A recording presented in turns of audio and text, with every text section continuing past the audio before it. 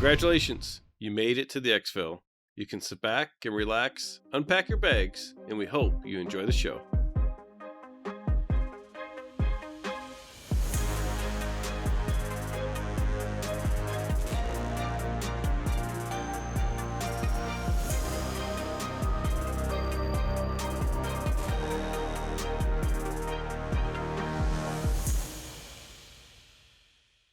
Hey there, Mike, aka MTBtrigger here, and with me as always is my co-host Ronal, aka Eric. If you are brand new, welcome. This is an Escape from Tarkov podcast where we talk about all things EFT, and our goal is to get better at the game, and we hope you come along with us for that journey. This week, we're just going to talk about a lot of the changes that have been made in the last few days at the time of this recording, to some things that maybe you haven't got there yet, maybe you haven't progressed to where these will affect you, but there's also a number of changes that happen to even level 1 traders, or some of the first things that are going to happen in the hideout, and it's just worth understanding and knowing what these are. And I think both Ronald and I are of the mind that some of these changes are more impactful than maybe the surface level would indicate, so we're going to jump into that. And as far as hideout keeping this week on my end, I just wanted to give a shout out to ItzSmitty.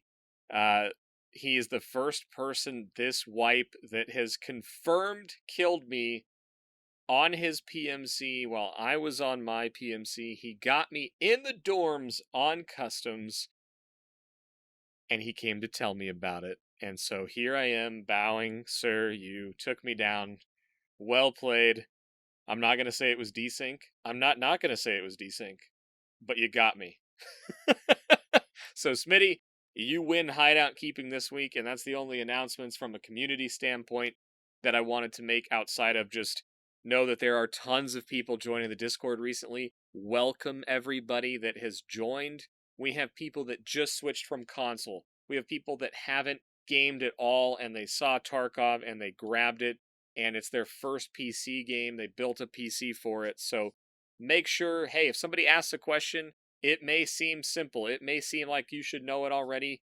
But getting beginner info on this game is really challenging. So be helpful to those folks. You guys are always great. Keep doing that. Just don't assume that everyone knows the best way to do something or how a certain playstyle should try to tackle something. We have a lot of new players to the game, a lot of new players to PC, so great job. I love reading the questions and the answers that go on in there, and I love jumping in there as well, so keep that up.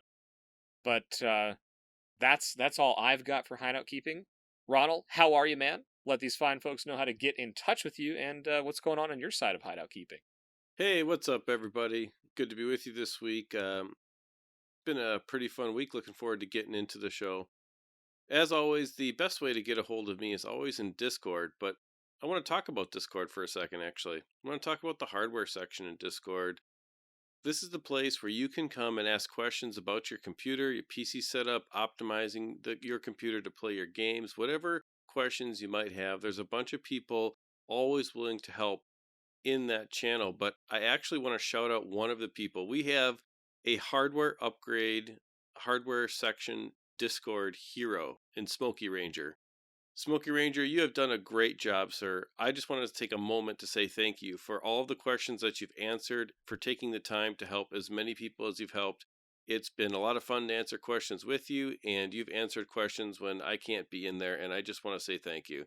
But besides that, you can always follow me on Twitter at Ronalgaming, and you'll find me a couple days a week hanging out in MTB's Twitch stream at twitch.tv/MTBtrigger. I hang out in the afternoons there and just have a good time while we watch Trigger play a game or whatever, and we talk about very random things, from food to snow to Tarkov to all kinds of random things come up in chat. So come hang out there. It's always a good time. And of course, we can talk Tarkov if you want to. And besides that, if you have something that you want to get to us that's more formal, the business contact for the show is xpmedia2020@gmail.com. And support for this show, this episode, support for the EXFIL comes from manscaped.com. Use code EXFIL for 20% off and free shipping off all of your orders there. Manscaped is the best in men's grooming hardware and product. Make sure to check out manscaped.com. And if you end up getting something, make sure to use code EXFIL. That's code EXFIL, 20% off, free shipping. Make sure to use that if you go. Other ways you can support us here on the EXFIL podcast.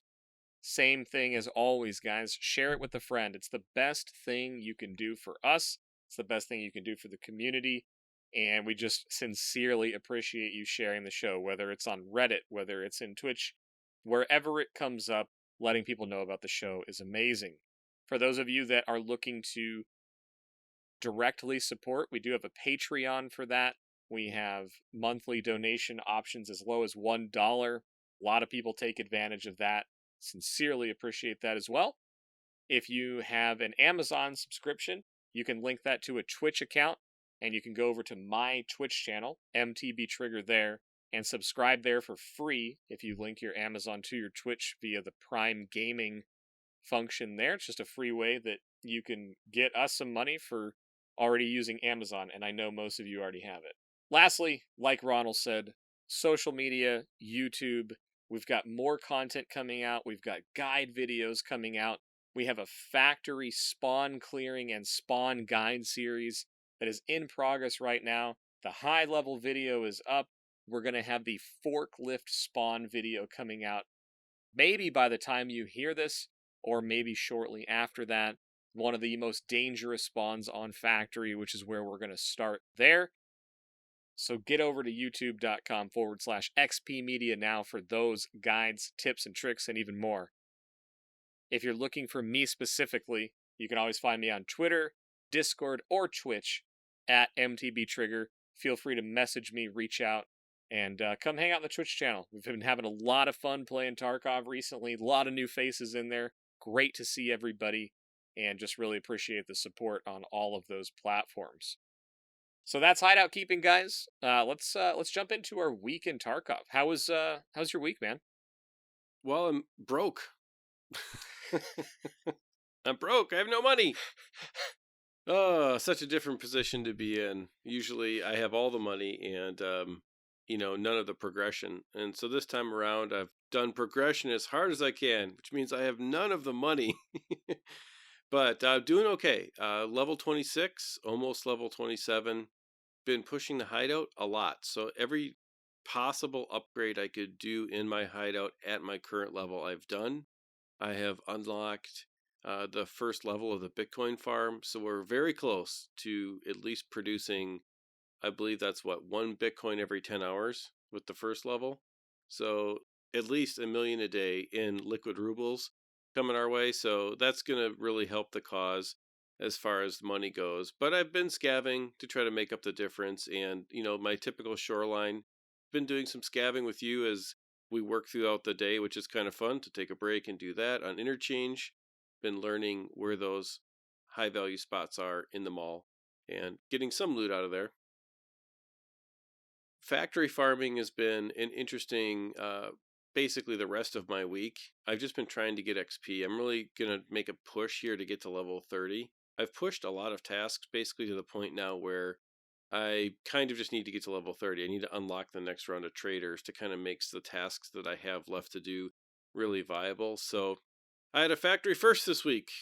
First full clear of factory, killed the other 4 PMCs, and then stayed in raid and got 17 scav kills.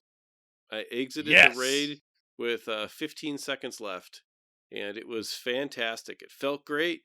Felt like a massive progression in, I would say, my own play style and ability to play against some pretty aggressive players, because this was a forklift spawn and this was a 1v2 right away down glass hallway, and we've done some, I would say, minor tweaks to the way that we've been playing that, and I know I have for sure. And I stormed out with a grenade launch and then just shot down the hallway, kind of prayed a little bit, was a little scared, but we got it done. And so we killed 2 PMCs there, and then I got lucky hunting the other PMCs, and having a lot of map knowledge on factory really, really helps, where what you're listening to is what, where those people are. And so I'm actually very happy with that. I've had a lot of getting Tarkov this time around, but this was one of those moments where things came together, and I was feeling great about how things were going. I immediately respawned in, and I died instantly. So Tarkov kicked me right in the nuts right as I was down. And it just is one of those things.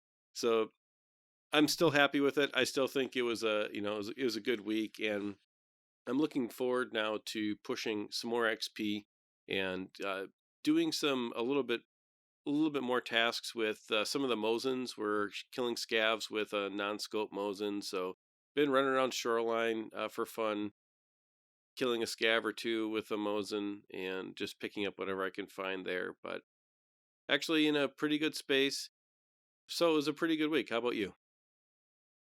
Well, before we jump into my week, I really want to talk about that factory clear, man. That experience to me was the thing that drove me to learn factory. I wanted to clear it. And when I did that, it was back when there was actually 6 PMCs on the map, so you could actually spawn in against a 5-man, and they have since reduced that so there's only 5 total PMCs, so you got to kill the other 4.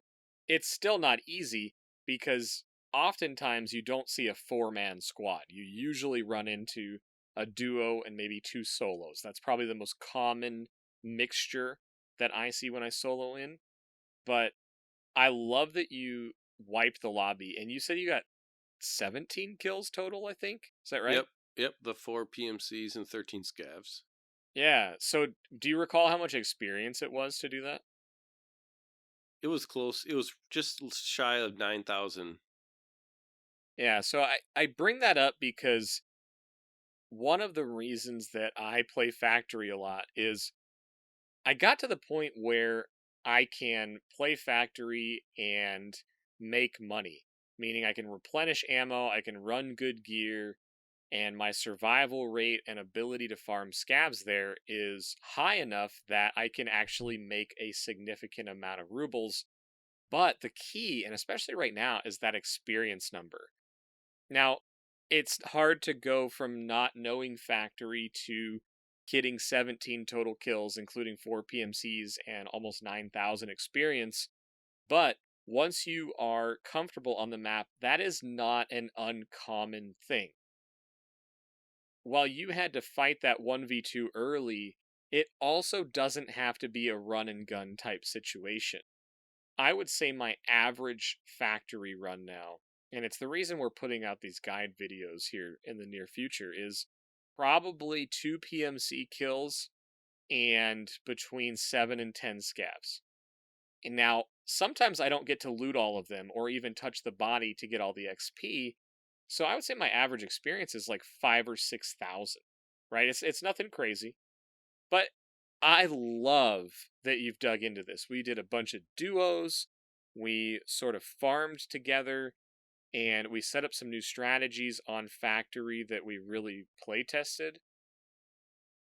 I just think it's I don't know. I think it's really neat that we spent time in duos on Factory, tested out some new stuff, had great success with it, and then you turn that into a solo lobby clear. Like, to me, that, I don't know, I guess I want you to talk about that because that is a huge, monumental change from my perception of how you had been doing on Factory. Now, I don't know if there was a ramp up progression of that, but it just feels to me like that's a huge, huge win in your gameplay. Yeah, it has been a huge win, and it comes from a couple of different things that we tried in the last couple of weeks doing duos. When we had forklift spawn, we ran out and you would immediately start shooting, and I would launch a grenade. And that was just kind of like our basic. We started doing that, and it actually worked out pretty well. I mean, we ran into another extremely interesting factory situation, which we'll touch on after this. Because of the grenade launch strategy right away, it's actually the preferred way for how I start now. It just seems to be people are ready to fight there, they're ready to shoot. And yes, you could have somebody storming at you from the left, from the red door spawn. Yes, I mean that could be the case.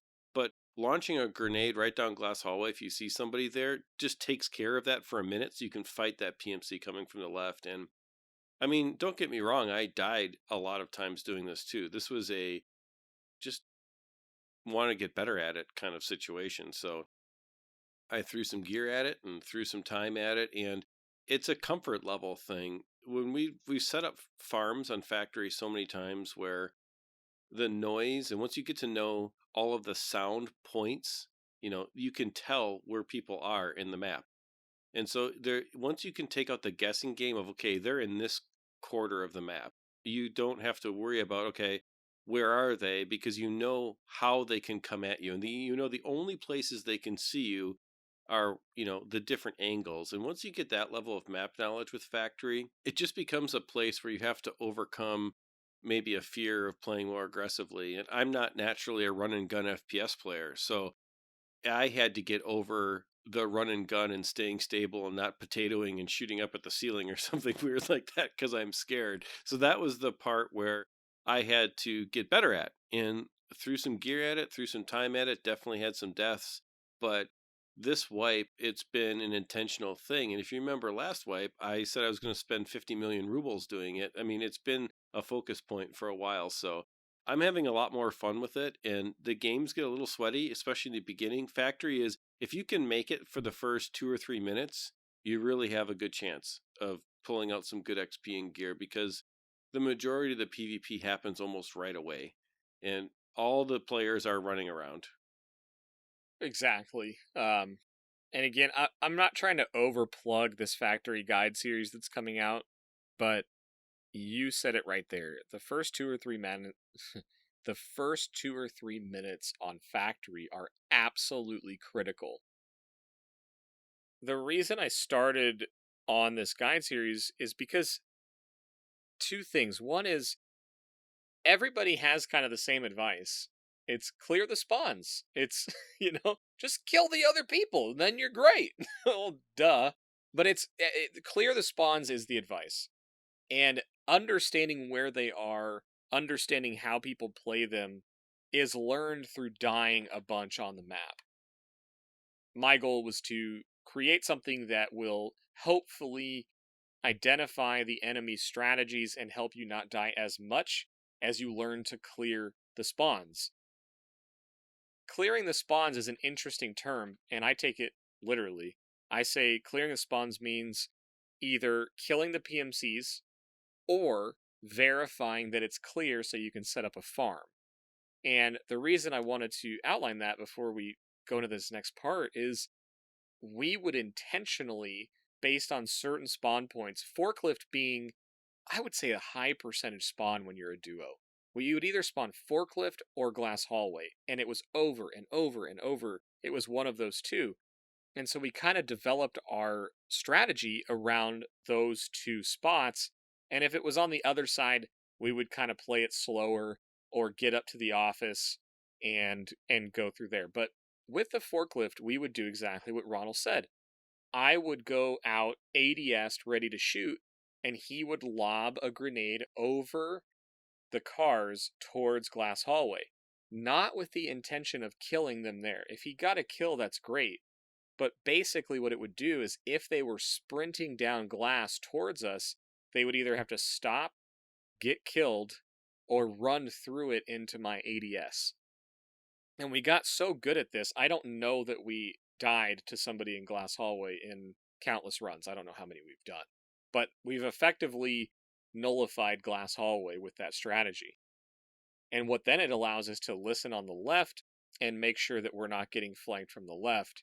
And what oftentimes would happen is we'd have a player in both locations, and the grenade would freeze the person in glass hallway or cause them to run out, allowing both of us to focus on the left player.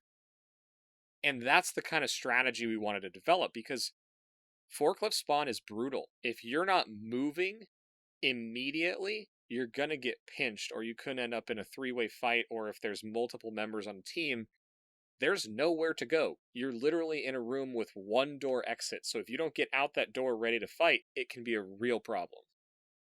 Absolutely. And what ends up happening is we kill two people in glass hallway and one person in the red door, and we're the other two, the map's ours.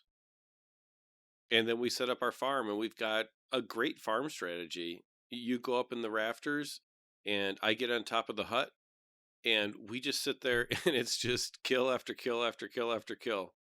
And unless there's a kind of a cheeky player scav that comes along, and we play run around the roof of the hut until I get him to expose himself to you, and you shoot him down from the top, which is basically what we do there. But you basically just sit there and farm scavs as they come through the middle of the map. And if there's any kind of a player scav that sees your vulnerable side in the back, I can see every place that's vulnerable for the spot that you're in. And you can see everywhere on the other side of the map and through the hole in the wall into the office area. And it just turns out to be this fantastic farm. And when it really works, it all depends upon that first minute, minute and a half of intense PvP and getting rid of the PMCs. And so developing the grenade strategy down glass hallway really, really helped. And it even in a solo situation as this week, as I was saying. Yeah, that's awesome. And it's true. I mean, for those that are really curious about the spots that we ultimately set up in, we typically run it where Ronal will be on the hut just up the ramp, and then I'll be on the rafter on the metal platform just outside of the office area. And the idea there is he's covering anything that would shoot me in the back, which when you're playing solo, if you're sitting on that metal ramp up outside of the breezeway, is what I call it, you're completely exposed to a scav running up that ramp or a player scav going through the forklift spawn area and shooting you, and you would have no audio before that would happen. So him being on the hut and me being in the rafter, I can actually cover basically delivery from the past plant spot to the gate 0 EXFIL. I can look and hear rotations going through the office, and what it allows us to do is actually basically have scavs walk through the middle of the map, and either he or I can take them out very safely, and we can cover each other so that if one of us gets tagged up, the other one can actually back the other up. And we'll typically leave a bunch of bodies, and then when we're ready to go, or there's too many player scavs or something's going on, we'll group up, we'll go touch all the bodies, we'll get the experience from searching and looting those, and then we scoot on out. Yeah, absolutely. And it works so well, and it's become so repeatable for us that it's just it's almost like scavving. It's like, what do you want to do? Should we scav? I don't know. Let's go do factory. It just becomes this almost relaxing kind of situation. But before we get off of factory, and I know it's been like, I don't know, 20 minutes on this, but we have to talk about quite possibly the most interesting thing that's at least happened to me in game, and where I've actually seen it happen. People talk about it all the time, and this was a crazy, crazy thing. I am certain that we killed somebody. Well, we killed both of them. I'm fairly certain we interrupted an RMT transaction in Glass Hallway. So we spawn and we do the same strat. The grenade comes out and I come around ADS, and these guys are almost out of the glass hallway towards forklift. I mean, they spawned in and started sprinting. And the nade goes off, they retreat, and I can see the Alton, and I don't know what the armor is, but I'm guaranteed this guy is absolutely jacked up. He's class 6, just torqued, right? And he had a thick armor on. It wasn't a slick. And I start shooting, and I shot a ton of rounds. I think at that point I was using the AKM with a 60 rounder, and I probably put 50 down the hallway because he's shooting back. There's grenades coming. We're throwing grenades.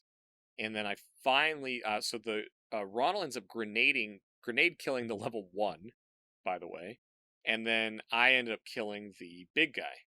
Now, the interesting part was it was a level 1, and it was someone that was wearing class 6 armor, or I think it was a Gen 4, might have been a Gen 4, and an Alton. HK meta, 360 round mags, M995, VOG grenades. But then in his bags was bagceptioned and just a boatload of hideout items and another whole set of gear and just a just a bunch of stuff that it was clear that they were either gearing up a brand new friend or or it was an RMT. And the reason I think it may have been an RMT transaction is the level 1 guy survived longer than the higher level guy, which we don't know his level.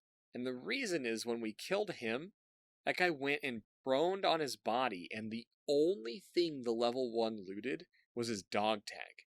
So we didn't know the name of the guy, we didn't know the level of the guy, and then the guy just laid there. It was one of those things where it's like, you gotta get my dog tag so they don't know who it is. I mean, we could be totally reading into the situation more than what it was, but it was really, really odd, and it felt like, I don't know, man. If you just brought your friend in and you were gonna go give him gear or something, I don't know that you would go to factory and then I don't know. It just was really odd, really odd. I agree. And I was thinking about this looking down the hallway. I just saw a totally naked guy with a hatchet. It just doesn't make any sense. Like what we saw didn't make any sense at all. The second nade, you were dealing with the guy to the left. The second nade, I trucked it down there because we had no idea. We just knew there was 2 players down there. We had no idea what was there. So I chucked another nade and the ADS and look, and I saw him go down. And so then we looked, and it was just like, what is this? So that was definitely a first. You hear about RMT transactions getting interrupted. Before they made the change, you'd hear about thick items cases full of bitcoins, getting sent to a player or whatever. And I don't know. I've never actually run into that in Tarkov until this week. So it was definitely a first and, a good raid, which we'll probably never forget. So that was a good one. It was good. Yeah, I think, I don't know. I mean, it could have been someone paid for a Tarkov coach. It could have been a friend is helping somebody who just got to start the wipe. We don't know. It felt really weird. Definitely the closest thing that I could imagine to it being in game, but that's, who knows. We'll never know. We don't know the player's name. We don't know the level. Whatever. But anyway, so my week in Tarkov. Now that we're half an hour into the show, I have continued to push hideout progression. And so I'm level 37 right now, PMC, but I've pushed hideout. So as we are talking right now, my solar power is in progress. So that costs about, with the current prices, because they doubled all of the requirements for that particular upgrade, which we'll talk more about things that have changed. But the cost for that was roughly 6.5 million rubles in addition to what I had already farmed for it. So I went broke and then got super lucky because I had the fertilizer task from Mechanic unlock, or was already unlocked, and I spent all my rubles. I sold stuff that I was saving for other things. I just wanted solar power in progress so that I could farm towards Bitcoin 3, which is the final upgrade in the hideout for me. But I had fertilizers, which was find 5 find and raid wires and 5 find and raid capacitors, and the reward was 3 Bitcoin. So I went broke, and then I did 4 scav runs on Interchange, found those find and raid items, got the physical Bitcoins, sold them, and was back up to like 2 million with all the other stuff that I found after going literally completely broke. I was down to 27 rubles after starting the solar power update because it takes 3 days to do. And then Bitcoin 3 takes 4 days to do. So I wanted to get that going because I wanted to get those installed ASAP. So my hideout is almost complete. I will have to get 25 more graphics cards, but once Bitcoin 3 is started, I will start farming and buying those so that I can put as many in upon completion as I can, so that the Bitcoins just start to roll in all the time. So that's kind of where I'm at as far as hideout goes. But as far as level, I'm at 37. I've made a ton of progress, but I'm at a big slowdown point. And I remember this from last wipe. I'm 37 and I'm now running into all of the cosplay tasks, specifically with shotguns. Like every task I have, I swear I have to use a shotgun. Personally, I don't really like the gunplay of shotguns in any FPS game. And this was the point where I kind of hit where I'm like, oh, I'm just going to run factory and grind it out till 40 last wipe. And I sort of veered off from the tasks. So intentionally this time around, I pushed into some of these shotgun tasks already. I'm doing silent caliber right now and just need 2 more PMC kills out of the 10, and I've got the 20 suppressed 12 gauge shotgun tasks done. I'm close to getting that one done, and I wanted to push through some of that because this was a rut that I hit last wipe, and I didn't want to hit that again. So I'm there. I'm not 40. I've got 2.5 levels, and I'm gonna have to grind out some of these cosplay tasks to get there because I don't really want to play factory or labs or anything for 2.5 levels. That's just a lot of experience. So that's kind of where I've been as far as progression. Totally hideout focused, economy focused, and leveling has happened as a result. And I've been very successful in tasking as well, in putting a bunch of tasks together or lining them up right. I mean, I had an interchange raid this week where I completed 3 of the tasks in raid, but they subsequently unlocked tasks that I had already saved the items for or had the skill requirement high enough that I was able to turn in 7 tasks at the end of the first interchange raid that I did on Monday, which was an amazing feeling. It was worth like 3/4 of a level. So, been really, really good this week as far as tasks and progression goes. So, yeah, great week so far, but we kind of transitioned into factory without planning on that. So let's get into what we intended to talk about tonight. What we wanted to talk about were some of the changes to barter items and hideout and tasks and things that are happening, and a lot of these changes just happened in the last few days. And my experience in the last 2 wipes that I've played is that these changes happen. They've changed skills, they've changed barters, they've added items, they've added whole new classes of items like new matches and the cleaning products and things that have come into the game, new barter items, new trades, all of that. So expect these things to change. If this is your first wipe or you're just getting into the game or you're brand new, they will change things that you get used to or things that you were looking forward to. But maybe you haven't gotten this far yet or progressed to some of these, but it's just kind of nice to know what's going on with respect to some of these changes. And some of them have a little bit deeper meaning behind them. At least I think so. We'll see if Ronald does too. So we're just going to kind of go through these. We'll kind of comment on them. There's quite a few of them. And there's actually a big chunk one that will actually link to the Reddit post that has all of the changes related to it because there's way too many to go over. And frankly, it just wouldn't even make sense to say them verbally without being able to look at it. So the first one, and these are in no particular order, the first one is the AKS 74UB, which is a trade from Prapper Loyalty Level 2. You've probably seen this one because it has that big suppressor on the front of it, comes with the orange magazine with 30 rounds of ammo in it. A very popular trade, and this used to be 1 cat figurine, and it's now been changed to a cat figurine, 2 USB plugs, and a Marlboro cigarette. So a significant increase to the quantity of items you have to find, not necessarily the value of items you have to find, but it's no longer I found a cat figurine and I can go get that suppressed AK. I wonder if this is their somewhat funny way of making USB plugs worth something.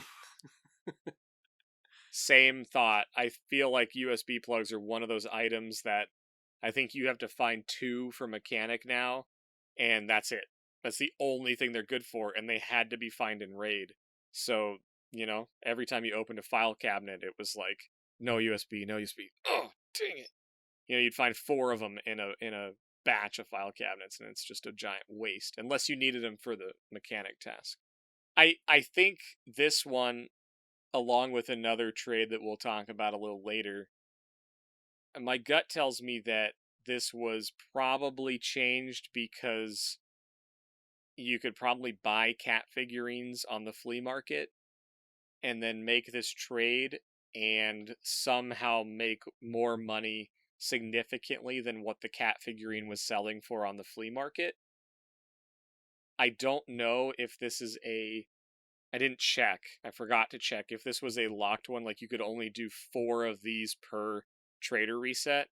But the fact that this one got changed suggests it was probably being used to generate a lot of currency, and there probably wasn't enough of a limiter on it to do that. So my gut tells me this was being used to perhaps be abused and turned into a lot of extra currency. Because otherwise, I have no idea why this change would have happened.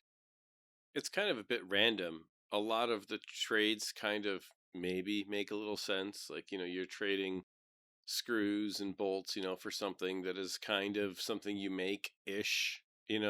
This is just, no, there's some garbage item in the game that we want to give value. And a lot of people are going to want to use this gun because of the 25 kills with this on customs early on. So they're going to be a lot of people that want this. So let's just give some value to some junk and see how it goes. I honestly think that's what this is. Yeah, and I think it's going to fail. I don't think anyone's going to hang on to USB plugs for this trade. No, I don't think so either. The next one on the list is 7N31, which is the 9x19 ammo that was very recently added to the game, and it is by far the best 9x19 ammo. And it went from being sold from Prapor Loyalty Level 3 to Prapor Loyalty Level 4, and then a significant increase in the price. And the price, as of right before this recording, was selling for 1,174 rubles per round from Prapor. This has got to be related to the Vector, wouldn't you think? I think it's got to be related to the Vector, but this ammo is insane. I mean, this ammo made MPXs, really viable last wipe when they put this ammo in. And to the point where, maybe it's related to the Vector, but I think this change may have also been because the 7N31 was almost never purchasable from Prapor. It was almost always sold out within seconds of the reset. And I really don't think Loyalty Level 3 to Loyalty Level 4 is going to solve that unless they up the global quantity that can be purchased. But moving it from 3 to 4 in Loyalty Level, I don't know. It just seems like an interesting and ultimately not going to be a successful way to fix the problem. I mean, you're talking about the difference in 7 PMC levels before you can buy the ammo, and over time everyone's going to get there anyway if they want to be able to purchase this. But I'm not sure about this one either. All it's going to do is just push more value into endgame players. When you have more money than you know what to spend, you just buy your Vector and get your 7N31 loaded up and go and do your thing. So I don't know. I mean, maybe they're trying to make it harder to get, but I just think it hurts the mid game more. And I don't know if that was their intention or not, to make it something of more of an end game focused ammo, but it for sure hurts the mid game a little bit. So I guess we'll have to see. Yeah, I wonder if we're going to see changes to other end game ammo, because they have added crafts for some of it. They've moved that around in past wipes. They've had some ammo go from being sold by traders to not. And so I want to look closely at AP 6.3, which is the previously best ammo for 9x19 before 7 and 31 came out. And I'm curious if they make any changes to when that's available, pricing. Do they make it available earlier? I'm really interested in that because maybe that's the play. Maybe they're going to move all of the endgame ammo further and further out or make it more and more expensive, which, again, isn't as prohibitive as it sounds. And, related back to my progression in the hideout, the reason I'm pushing for Bitcoin 3 with 50 graphics cards is at the current price of Bitcoin, which let's just call it 500,000 rubles, which it's been way above that and it dropped a little bit below and it's back there now. The maxed out Bitcoin farm produces almost 5 of those a day, so over 2 million rubles worth. So at some point, price and trader level are not a way to restrict things like this. So I'm not sure what this change was intended to do, unless we're going to see subsequent changes to ammo. And since they're changing 9x19 ammo, I'm going to have a close eye on the rest of it. Do they bring in another ammo type? Do they change AP 6.3? We'll see. Mm-hmm. The next thing on the list is absolutely crazy. I know what it is already. I can't believe they did this. I'll just be honest with you. I can't believe they did this. And I don't think that they can believe they did this because it's already changed. But for the better part of a day or not long, generator level 1 required a car battery to construct and install, in addition to all the other things that you had to get for it. So think about that. Generator level 1, you had to either buy a 250K car battery or find one, in like interchange or something for level 1 generator. That is absolutely insane. I know we chatted a little bit about this, and I know, I think you should tell everybody kind of what your take is on it. And I think it's a hey, it's not my take, it's my silver lining. Whatever your the podcaster silver lining out of this one is. I mean, for me, I just think this was stupid. But go ahead, lay on Trigger's silver lining. My initial reaction was like, are they serious? Why? Why? I was the same way. Like, I feel like this was that battle between realism and fun, and it literally hit them square in the face. They're like, well, if you're gonna build a generator in your secret underground base where your character, who's able to respawn magically and keep fighting and getting his gear back, goes into his base, and for his generator, he's going to need to find a car battery. That makes sense, right? You need the power. So someone was probably like, that makes perfect sense. It's the realism factor. Let's do it. And I think they completely missed how hard these things are to not only find, and I say hard, I'm going to say relative to most items, car batteries are low spawn rate, they're heavy, they take up 6 slots, not an easy item to pull out. Now, my silver lining on it was, well, you need 4 of them found in raid for a task. You need an additional 4 for hideout upgrades after that. So before this change happened, if you were brand new to the game or you hadn't been focused on tasking or hideout, there would be a point where you found out that you needed to go find this new item, the car battery, and then you'd have to go learn where to find it. And oh, by the way, you need 4 of them. Oh, and you need to survive with 4 of them in your bag. Or you can go find a tank battery, which is usually only found on reserve. I'm not even sure if you can find them anywhere else. I've only found them on reserve. Or you have to craft your scav box in your hideout, which is way later, beyond when you would need these, to get a tank battery and break that down into car batteries. Or go to the flea market. So this item is not an easy one to get. So, the silver lining, or maybe the thing they were trying to accomplish, at least in my mind, when I'm trying to figure out one good thing or one reason why this could have been done, was, well, if you had to be forced to go find one to make generator level 1, perhaps this was the way to say, hey, you need to go learn, new player, where to find a car battery so that you know where you could find it and learn that, because soon you're going to need to find a bunch more. And I'm looking at what they've done with the tasks this wipe and reduced a bunch of the quantities that you've needed for some of the find and raid requirements. And this was kind of playing into that narrative for me, because I really do think there needs to be a better ramp curve for quantity of finding things or when you find them. And so maybe this was a first step in something that wasn't fully implemented, and I could be giving way more credit than it's due, but hey, you need to find one car battery that's not found in raid for your hideout level 1 so you learn where to find it. And then you need to go find 4 more or 2 more, 3 more, 4 more for later stuff. So I don't know. That's the only thing I could come up with, was the attempt. It was realism, and then just a complete misunderstanding of how hard these things are actually to find. Because that question came up in Discord. It came up in the general chat for Tarkov, was where do you find car batteries? I have no idea where to get them, and I need a bunch. So that's the silver lining that I found.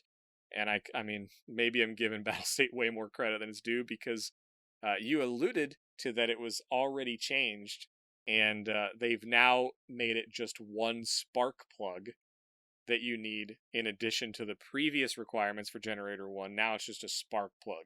So if you want to talk about radical differences in requirements, going from a car battery to a spark plug,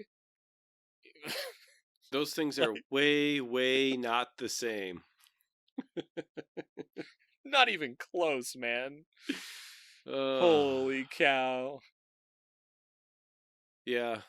Well, I'm glad they changed it back, because I think that much of a roadblock that early in the game is a pretty big hill to climb. So I think they recognize that, and whatever feedback mechanisms they're paying attention to, I think there was a lot of beta feedback on that particular change. And I have to, my heart goes out to the 1 or 2 people that are going to hear this, and they're going to say, oh my gosh, I upgraded or installed my generator level 1 while that was active, and I either went and found a car battery or I bought one.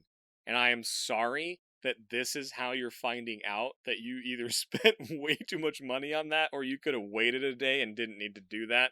Sorry that we're informing you about it. But if it's you, please, in episode feedback or general chat, I want to know if you did it. Because I know there's somebody out there that got to the point where they wanted that generator level 1. They went and looked at the requirements, and it was a car battery, so I'm going to go get it. So if that was you, let us know. Would love to hear back on that one. So the next one is interesting. They have changed crouch walking to also take some leg stamina away. So not crouched and totally slow walking, but when you're just crouch walking, your leg stamina will reduce. And if you're crouch walking while ADS'd, you will lose arm stamina and leg stamina at the same time. I actually really like this change. I think that it adds more of a dynamic than just sneaking around the map. Crouch walking, and I am a serial sneak around the mapper, so this actually affects me, but I actually don't mind, because I think it's a good change. It stops people from trying to be as silent as possible and moving, across an entire area or whatever without some kind of penalty. So I'm actually okay with this. Yeah, and it's kind of a realism one that kind of makes sense, right? Where if you're trying to figure out how much noise you're making and speeds and what should cost you stamina, I mean, imagine carrying a backpack and a gun and crouch walking 30 meters. Like, that's not going to be easy. Like it's not like walking. And so I like this because it also points to them looking at potentially sound and other things. Like, okay, crouch walking, if we're talking in terms of sound, crouch walking should probably make more noise than standing up and slow walking. right? And it's not that way currently. And so I hope this is them looking at some of these systems from a realism that just like what makes sense, right? I know that the norm in gaming has been if you're crouched, you make less noise than when you're walking, than when you're running. But in a game that pays so much attention to, even if your backpack rubs against a leaf, I feel like the other side of the map can hear it. So I think this is going to be the first part, hopefully, of some more changes as it relates to this, because it does make sense, it's intuitive, and it makes for interesting choices. And it was paired with a bunch of arm stamina changes, ergonomic changes to a bunch of magazines and gun attachments. We're going to link the Reddit post where the Escape from Tarkov wiki moderator posted this. I think it's like every magazine in the game had the ergonomics and stuff changed. And there's other changes listed out on this document, but they did a bunch of these changes, and arm stamina is also reduced, so you can't hold your gun up for as long, so you can't remain ADS'd for as long.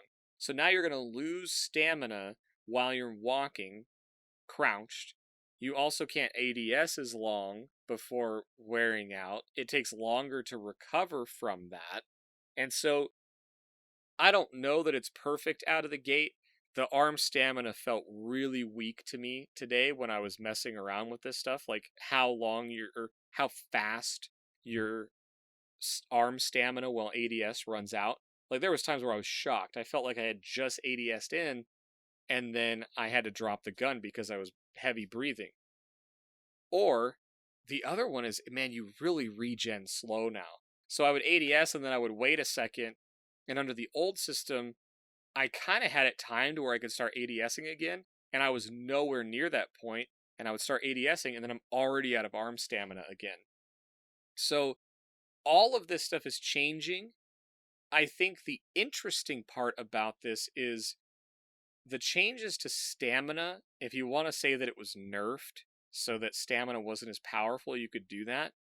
But to your point, Eric, you said that it's going to make interesting decisions as a result of what you're doing as far as movement, because you can't just stand down a hallway ADS'd forever now. And that means if you're doing that and someone's pushing into you, you're going to have to release your ADS and make a noise. And then when you re-ADS, you make another noise. So what this really means is players are going to be making more noise on the maps, which means that I think more encounters are going to happen as a result. Yep, I think so too. I don't mind that. There's definitely some areas and some maps. I'll just speak generically. I've got a couple examples off the top of my head, but there's definitely room in Tarkov for more sound in closed areas in people that sit in a certain position and don't move. So I think it's going to be different, but also not the end of the world. So one of the other big things that they're doing is the grenade case is craftable in laboratory level 2 now, which I actually think is huge and kind of annoying because I just bought one. So so now for 2 metal fuel tanks, 1 metal cutting scissor, 5 bolt, 5 screw nuts, and a wrench. So it's very similar to crafting a mag case. You can actually make yourself a grenade case. And if you're wondering, they were 580k on the flea, and now you can probably make it for a third of that. So that is actually For now. yeah, for now. But that actually I think is a great move because everyone's got a million grenades in their stash. They're just floating around. You can't put them anywhere, and so that's the reason I bought one, is because I was like, okay, this is getting a little bit hard to manage. So good craft. Should be a profitable one too. I'm assuming, the inputs should be profitable, considering that the metal fuel tanks are not the blue ones, they're the gray ones, and you should be able to use those anyways.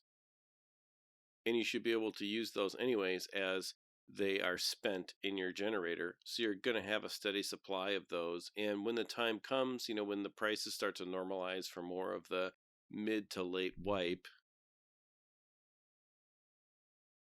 the price of the fuel tanks, you'll get them from Jaeger. You'll buy them for 89 or 90K, and then you'll burn them up with your generator. And when you have solar power, that's like 196 hours for 6 cans. So you're going to have a steady supply of these. So I actually think that it's a good craft. I think it's going to be a profitable one, and especially in that, I'll say, early mid game, before you have all those things, you're still going to be able to do this and make some money. Yeah, I actually didn't know this was in there until basically going through and trying to figure out what all these changes were, because there was no patch about this. It was all just reported changes that got aggregated in different spots. And so I'm actually pumped for this, because for somebody that like me that loves running the interchange map on my scav, I have tons of these things all the time, and the same place I get metal cutting scissors, I find wrenches there all the time. I would expect that, the metal fuel tanks, those will go up in price. Wrench gains some value here. I don't know that this really changes screw nuts, bolts, and metal cutting scissors, because those had value from the other crafts already. So I'd imagine that, by the time you hear this, I'd imagine the price normalizes a bit. But magazine cases are quite profitable as well. So I would anticipate, like you said, that this one is as well. And this is probably going to be the next thing that I craft when I log in and my lavatory is open, because I'm certain that I have close to the requirements for this if I just pull it out of my generator. And I think the most interesting part for me is I used to just go after the blue fuel canisters once I had generator 3 or beyond, because they provided so much they provided so much time anyway for the power to be on, that metal fuel tanks were really useless to me last wipe, and even this wipe they were already starting to become useless. So this is great. I think this is awesome. You probably won't see as many of these on the shelves when you're running around at the end of a raid with your scav. You probably won't stumble on as many metal fuel tanks as you did before. But I think this is actually a great change. I'm looking forward to this one. It's just probably another profit center in lavatory. Yep, and those are good things. You got to have, I'll call them, minor profit centers that you can craft on a somewhat reliable basis that are not ammo, which is fluctuates all over the place, right? Right. Those other things that you can get. So good change. Everyone should be excited about that. Very good change. And along the same lines about new crafts in the hideout, they also added crafts to the lavatory for fleece, aramid, cordura, and ripstop, aka all of those cloth items that go into many of the trades or barters with the vendors for good armors and other crafts. These are really cool. I am actually really impressed with this one, actually. So really quickly, you can craft cordura by doing 3 security vests in the lavatory, which is that new scav vest, that black scav vest that you see. You can do ripstop with 3 scav vests, aramid for 1 pack of armor, and you can craft a fleece with 4 of the UX Pro beanies, which is the green beanie. And so this is another one that's kind of like sort of under the radar, but it's not only going to be useful for the find and raid requirements for the textile part 2 task, which is a later task, but it's going to ease it up for if you want to craft a slick on your own. You're going to be able to, over time, get things off your scav or off of scavs that you've killed, and craft this stuff in your hideout, which I think is really cool. I think this is great. Yep, especially when you need one of those things and you can't find it or whatever. So I'm pretty excited about this one too. Those are somewhat not common. It's kind of interesting, the cloths, because I go through streaks where I find them and then go through streaks where I don't find them at all. So I think it's a good equalizer, because I'm sure there's other people that kind of have that same situation developing too. Yeah, I think that those cloths are something almost car battery like. They have very unique spawn points. And when you got to that task, it was like, surprise, you got to go find 17 of these cloths. And oh, you've never found a spot where they drop because nothing else spawns where they do? Tough luck. So I think this is, again, it's in that kind of ramp up story where it's like, okay, well, if I can craft it in the hideout, it's probably useful. Why would I need to do that? It's just speaking to a smoother progression curve, which I think is needed. I really do. There's so many items in the game, and they're probably going to keep adding more. So I think this is a good change for that reason. Yep, next change on the list is the ADAR trade from Skier Level 1. Now, this one is kind of personally frustrating to me because I did a lot of this, and it used to be able to take one rechargeable battery and get basically a serviceable ADAR that you could roll with at level 1. And I thought this was a great early game trade to give a competitive gun to just a low level player. But now they've made it one rechargeable battery and two chainlets. This kind of effectively ends this as a viable trade for a level 1 player, probably really for a while. I mean, because you don't have the flea market to level 10. So this basically ends this for that 1 to 10 experience realistically. And I'm not so sure that I think this is going to be a good change. I personally am not excited about it. What do you think? Ugh, I think this one sucks, man. And I think, unfortunately, it could have probably been done in a different way, like just add a limit to the number of these you can do. Because again, my gut tells me is it was just being abused by people buying rechargeable batteries, getting the ADAR, and turning it into rubles. And I'm sure that people did it tens of thousands of times or something. And it was just one of those trades that they're like, well, the easiest thing to do is make it harder. Whereas maybe that's not even the easiest thing. This is just a weird way to change it. I don't know. I this one sucks. I just I personally didn't use this trade very often, but I loved that it existed because rechargeable batteries are found super commonly in things like file cabinets, which if you're a new player and you're trying to think about scavving and where am I going to get items, if you walk into a room and you see file cabinets, it's like one of the most intuitive things that you go check. And then when you learn that you can search each drawer in the file cabinet, that's like the biggest win ever because you're like, oh, I found a file cabinet. I have 4 loot. Oh, there's one next to it. There's 8. Oh, I stumbled into this spot on interchange and there's 3. Oh my gosh. Oh, in the pier building on Shoreline, there's 2 standing up and 1 on the floor, and the one on the floor is lootable. It's like one of the coolest, like, intuitive moments when you discover file cabinets for a new player. And this trade was great for new players because it rewarded you for looting file cabinets, is where I found most of these, and getting a gun that's, like you said, serviceable and a good gun out of the gate. So yeah, this sucks to me. I don't get it. I really don't. I really think that they could have changed the frequency at which you're allowed to do the trade. And I've had this idea of a third type of frequency. Instead of having it be like per reset, just maybe make it you can only get one per PMC raid. So the counter resets if you do a PMC raid. You know what I mean? That way it still is applicable and still helps you progress before you have the flea market, but you can't cheese it, to generate a bunch of money. It really only exists to get you a gun if you died in your previous PMC raid. I think something like that would have been a much easier way to stop people from, cheesing the vendor or cheesing the item to produce currency. And they could have done that and it wouldn't have hurt those early time players. So I'm not a fan of this one, and I don't think it makes the game better. Yeah, I just think at this point, with the number of people playing and how quickly you can progress through levels and hideout and all that.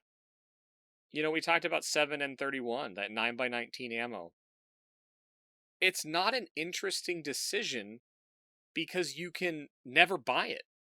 if I'm just randomly thinking like, oh, I want to go run PP19 or an MPX, and I go to buy that ammo, it's never available. That's uninteresting. It's actually just stupid, in my opinion.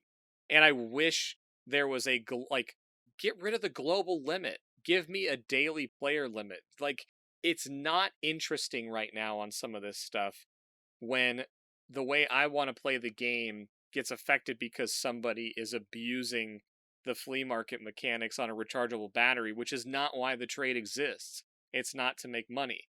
But if they went away from the global limit and went to a player limit or a per raid limit or something that was player based, well, if you want to take 3 rechargeable batteries per day and buy 3 ADARs because there was a player limit, great, make the money on that.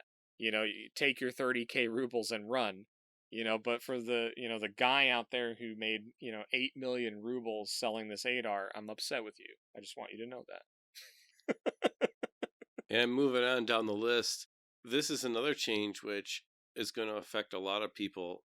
That new Coron Class 5 armor, that new black armor they put in the game late last wipe, that is very repairable, that a lot of people use, is now having about a 19-20% increase in its repair cost. Which this is huge because you unlock basically this armor in your mid 20s and you can start using it and buy it from a trader, which is huge. And because of its repairability, it really was a great option to be competitive with, say, take a 25 level player versus a 40 level player. This gave them a chance.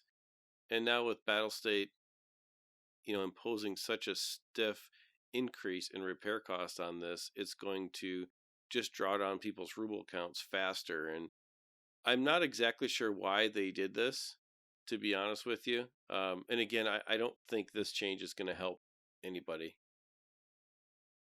I don't think this change is designed to help anyone. I guess I look at this one, and the Coron was so repairable in that, I don't even really care about repair cost. I'm more interested in the amount of hit point reduction.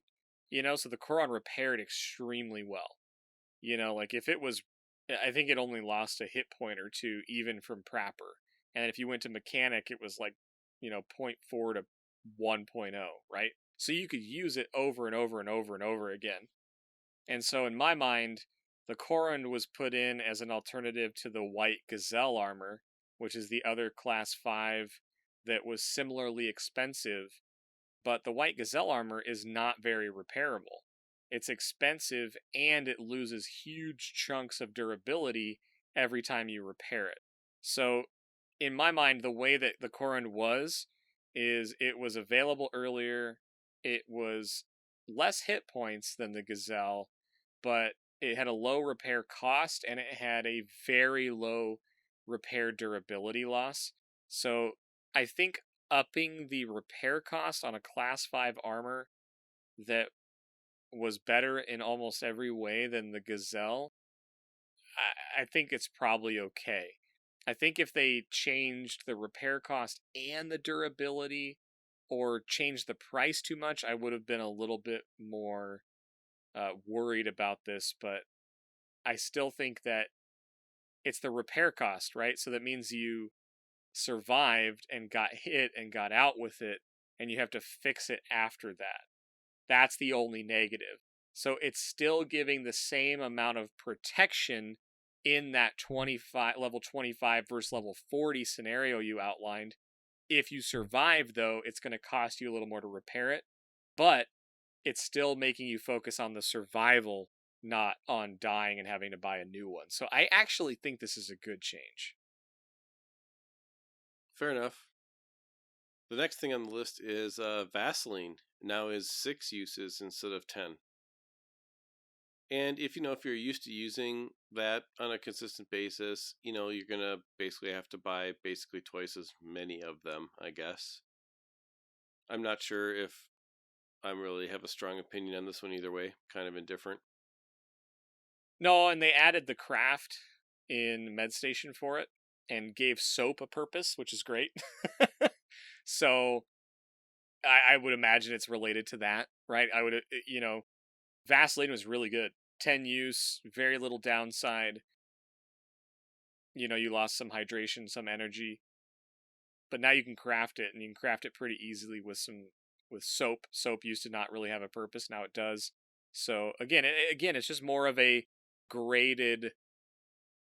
You know, you have your early starter items, you have your painkillers, you then have your Vaseline, your ibuprofen, and then you have the golden star is at the top of the chain. So a little bit more of a curve moving into that, and I think it probably has something to do with the changes they made to painkillers this wipe. They the regular painkillers, just the little, you know, pill packs, you get 17 hydration taken away when you pop one of those, and you only get like 80 seconds of pain killing. You know, so you can't just pop those pills to get rid of pain anymore without really hurting your hydration. And ibuprofen, this wipe has minus 15 hydration, and then Vaseline was only minus 5 hydration per use and minus 5 energy, and then Golden Star is similar to Vaseline, but it has buffs to both energy, or it has I think you gain back one or the other for 5 seconds, or maybe even both. I think this is probably just more making it so you've got early, mid, and late game pain killing effects. Like, yeah, it's going to affect people that only ran Vaseline and now they only get 6 hits. But, I don't know, it may free up a gamma slot too. You know, if you kept your 10 use Vaseline in your secure container, and now maybe once it's 3 or 4 use, maybe you move it up and you have an extra slot for, you know, a Propitol or an ETG, or carrying something else valuable in your secure container. So it could help with that regard too. Yep. And finally, they made some changes to the shotgun tasks. And this is something that you should talk about because you've done some interesting shotgun configurations, to say the least. I hate you. Yeah, they changed a bunch of the shotgun tasks to not be specific to like the MP 153 and 133, for example, and now it's just 12 gauge shotguns. And in the past, 6 months, they've added quite a few shotguns to the game. They've made them more available on scavs. Buckshot is now quite good. I'm sure everybody this wipe has ran into a buckshot scav or two that ruined your day. But they changed the task, so it's only 12 gauge. That's the requirement, is 12 gauge, so you can pick your poison now. And I'll tell you, when I read this and realized it, I was getting ready to work on Silent Caliber, which uses suppressed 12 gauge gun now to kill 20 scavs, 10 PMCs. And I'm like, oh, sweet. I can use the Saiga, and maybe you could even before on this particular one. But I was like, okay, cool. I'm going to get started with this. I'm going to get suppressed. So I modded one top to bottom, the best I could find, high ergo, and, RK3, redid the butt stock, redid all of it. The RK6 foregrip, the whole bit. 20 round mag, or whatever, drum mag, 20 round drum mag. I almost said clip. Sorry. Mag. 20 round drum mag, AP20. Had a slot open in my vest and had 2 5-rounders just in case. And I get into factory. I want to get this task started. Then I was going to shoreline and woods and beyond. And this may be like the first time I had ever run into this scenario. And I know we've talked a lot on factory tonight, but I seriously have never seen this in hundreds and hundreds of times that I've run factory. I spawn in on forklift. I'm kitted out. Face shield, everything, you guys. Class 5 armor, the whole bit. No one spawned in glass hallway. No one spawned to the left. And then I hear running. And they're running for quite a while in the tunnel area. And then they start running from the tunnel area. And then they run past the ramp. Run all the way down the hallway. And I'm just standing there listening to this. And then they run down that hallway, and they're going to I'm thinking they're going to the extract, or I'm thinking it's a scav that is hunting down a pistol runner or something. I don't know. Comes flying up, And I'm like, okay, well, I'm sitting here looking at the staircase. He's gonna come up, and this guy comes up the staircase, looks at me. I shoot. He ducks back down, and this guy pops up and just one taps me in the head, and I was stunned. I've never seen somebody run through the tunnels all the way through there and run up that staircase in the beginning of the map. I mean, he made so much noise, and he won. And I lost my fully decked out 100,000 ruble Saiga. I was pissed. So anyway, I had to go back and modded some MP 153s and got after it. But my goodness, I'm excited about the 12 gauge, across the board change. That's great. But man, my first go at the shotgun tasks was not good. Yeah, I've lost a few shotguns already trying to do some of the before tasks where you don't have to wear any of the costume stuff, just the regular ones. And it's always interesting because shotguns are kind of more of an art than science. You just got to be good at the kind of the flick aim with the giant long barrel on the 153, right? It's like waving a giant pipe around. And then you've got, the shorter stuff too, which is really interesting. And they're so different than Mosins, so it's like the whole experience with a shotgun takes so much practice to get even remotely proficient at. So I think it's interesting that they made this change. I think it's good because then you can find a 12 gauge gun that you like, and everyone has their own preference, and you can get these tasks done, and it'll just make progression in the game a little bit easier. Yeah, I think it's great that you can pick your poison. I think shotguns are poison, so I'll stick to that phrase. Overall, I think there's some really interesting changes here. I think it's a little bit deeper than surface level on why some of these things are changing. So we're going to keep an eye on it. I would encourage you to keep an eye on it because the vast majority of what we talked about tonight was made with zero warning to anybody, and it just showed up.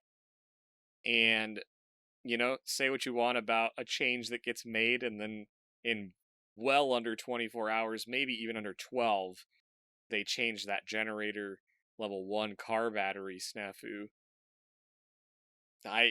So you say what you will about that. I mean, that was they probably can't believe they did it too, or they just didn't understand how big of a deal that is that early.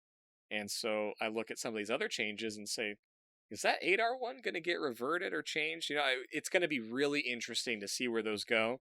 And it wouldn't surprise me if there was some more tweaks before this episode even comes out. So we'll be excited to keep an eye on this. And yeah, there's some great ones in here. There's some that I just really don't understand, but I think it's worth knowing what they are. Absolutely. So let us know down in the comments or join Discord and episode feedback. Let us know what you think of these changes. Have you noticed any of them so far? Have any of them affected your gameplay strategy at all? Or do you not care? Either way, let us know. But besides all of that, the green bar is starting to flash, which means we are moments away from disappearing. But before we do, as always, thank you so much for listening to the show. Thank you for being part of the EXFIL community. Everything about the EXFIL community thrives because of all of you. We really appreciate everyone who's taking their time to engage in the community, answer each other's questions, and just make it a good and mature and respectful place to talk about games and enjoy gaming content. So as always, thank you for listening to the show or watching it on YouTube, however you consume the show. We hope you have a great week with all of your raids, and we'll catch you on the next one. See you, everybody. Thanks for listening. Thanks for watching. Catch you out there.